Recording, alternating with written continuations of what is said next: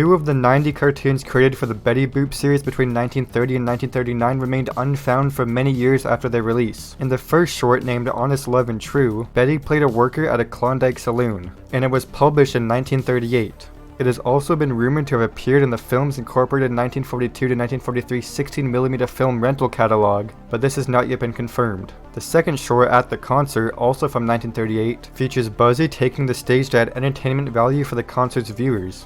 Both of these shorts were thought to be lost by famous animation historian Jerry Beck, but in early 2017, he revealed that UCLA had discovered a print of Honest Love and True, although without audio. That year, it was restored and shown at the UCLA Festival of Preservation. Later discovered in Russia in 2019, At the Concert is now being preserved by Asafa Hollywood in the UCLA Film and Television Archive. And then on October 25th, 2022, the UCLA Film and Television Archive's official YouTube channel posted At the Concert to YouTube. Smash Mouth is a well-known band that was formed sometime in 1994. The band is best known for the singles Walking on the Sun, I'm a Believer, and of course All Star. Since their formation, the band has undergone numerous of lineup changes, with Delisle remaining as the most visible member. The band still gives live performances and puts out new music. The band announced in January 2005 that they were recording their 5th album and listed several songs that were anticipated to be included. They announced on their website in May of that year that the album's name would be Old Habits and that it would be released in the summer of 2005. The discography section of their website also featured the album's tracklist. It was, however, moved to the same year's holiday season. During a September appearance on Last Call with Carson Daly, the band played the anticipated lead single Gateway Car. Although due to Steve Harvell's commitment to the reality series The Surreal Life and his later admission that the album wasn't perfect, the album was again delayed after the performance, this time to January or February 2006. To make up for the delay of Old Habits, a compilation album called The Gift of Rock was released during the holiday season in 2005.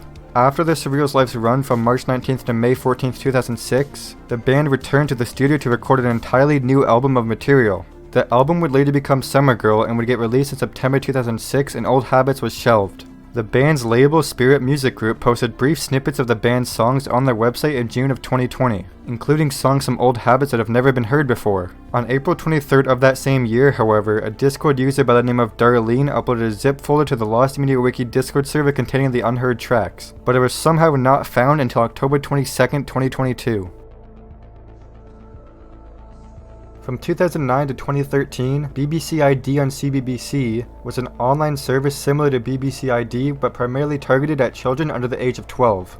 The system was used so that the target audience could access special content from the CBBC website. Additionally, users would be able to move all of their data into the new BBC ID account, and they have a tool that allows them to change their username and screen name. On the CBBC website as well, there was an introduction video that showed what could be done with a BBC ID account. The website was then shut down in 2013 after BBC ID announced it had undergone a major makeover. Although BBC ID on CBBC is archived within the Wayback Machine services, some of the assets such as the SWFs don't fully load because one of them isn't archived. However, all of that was available with screenshots of the SWFs like the transfer tool.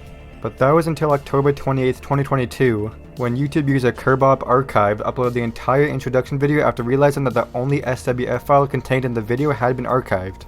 There's also a SWF file for the transfer tool, but that hasn't been discovered so far. A 10-minute video called The Degrassi Kids Rap on Rights features the Degrassi High cast as themselves. Playing with Time was the production company behind Degrassi High, and they produced it in late 1989 for UNICEF. Students across Canada in 1991 received an explanation of children's rights using the 3P system, which was provision, protection, and participation from the video. It was most likely created around the time the United Nations invited signatories for the convention in November 1989.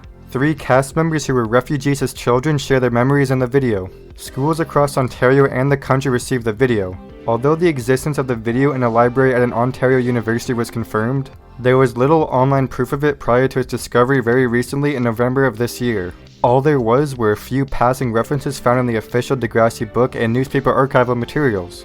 The 10-minute video is set in the cafeteria of Degrassi High and is said to feature multi-ethnic extras from the cast talking about their experiences back home.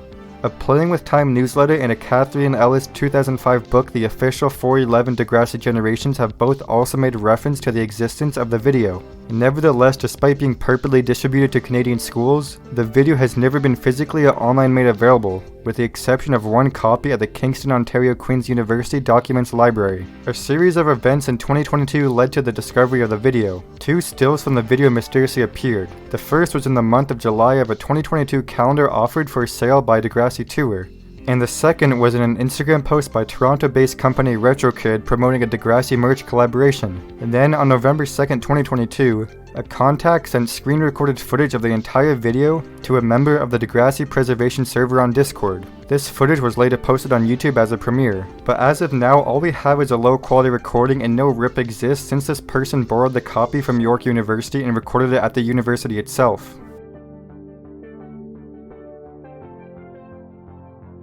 The American panel show game To Tell the Truth was developed by Mark Goodson and Bill Todman.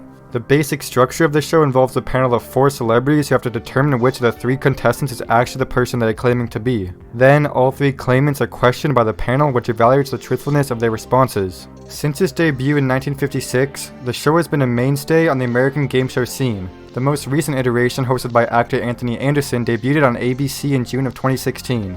Numerous cable channels have broadcast previous versions and reruns since 1994, and many of the episodes have survived. Perhaps the most well-known version is the syndicated one, which aired from 1969 to 1978. However, while many episodes from this version have been preserved and can still be seen today, the first season has not been revived aside from one viewer-recorded episode. Since the show is known to exist in its entirety, the only season of the syndicated show that has ever been broadcast on Game Show Network or Buzzer is the first one. No video, screenshots, or audio from Season 1 had ever been discovered before this year. User Puffinstuff posted an episode from May 18, 1970 to MySpleen on October 15, 2022. A day later, Lost Media Wiki user Sakuro Radio-chan posted the same episode to Mega. Since this is the first episode to be seen after the season's conclusion, there may be additional home recordings of other seasons worth of episodes as well. The 11th album, named 90125 by the British rock group Yes, was released in 1983, and 3 million copies of it were sold in the US alone. The band released their second single, Leave It, in February 1984, following the success of their #1 hit single, Owner of a Lovely Heart. On the Billboard Hot 100, the single peaked at number 24, and on the top album rock tracks chart, it peaked at number 3. Unusually, there were 18 music videos to go along with the song, and each video had an MTV announcement stating which version would be playing next. After some time, version 11 of the videos was designated as the official video for Leave It, and the rest of the videos were kind of forgotten. The rock band Godley and Cream, also known as Lol Cream and Kevin Godley, were responsible for directing the Leave It music videos. The decision to have the pair direct the videos was made in an effort to avoid the MTV video clip cliches. Yes's manager added that the videos were created to encourage viewer participation as well. Lol Cream also stated during the making of documentary on the videos that they wanted to create the most boring music video ever. Only 6 different versions of the video have been found as of 2022. The song's official music video version 11 is available on the Yes official YouTube channel and on the DVD of the Greatest Video Hits. Anthony Riddle shared version 1 on YouTube in 2019, sourced from a rerun on the British television network Vintage TV. Then version 7 of a 1984 MTV broadcast has also been discovered, and then it was uploaded to the Internet Archive by Mickey's Tape Collection on November 2nd, 2020. Then recently, on October 18th, 2022, YouTube user Music Video Time announced on Twitter that they had obtained copies of versions 8, 9, and 10 of the videos from a YouTube commenter who had them in their possession. These versions of the videos were subsequently uploaded to the Internet Archive. R. Kelly created the 33-part hip-hop era known as Trapped in the Closet. The first group of chapters was published in 2005, followed by the publication of 10 more in 2007 and 11 more in 2012. The series, written and produced by R. Kelly, tells the tale of a one-night stand that sparks a series of events that gradually expose a larger web of lies, sex, and deceit. In Chapter 29, Reverend Mosley is attempting to promote and sell his new book, which was called Trapped in the Closet. Tina and Roxanne argue after the commercial, which causes Tina to leave. The phone number 312-380-6596 is then displayed on screen, while the advertisement for Reverend Mosley's book is playing. It turned out that this was a real phone number that people could call to get a special message from him letting them know that his book had run out. The pre-recorded message will no longer be accessible though, and if you try to call the number right now, the call will not connect.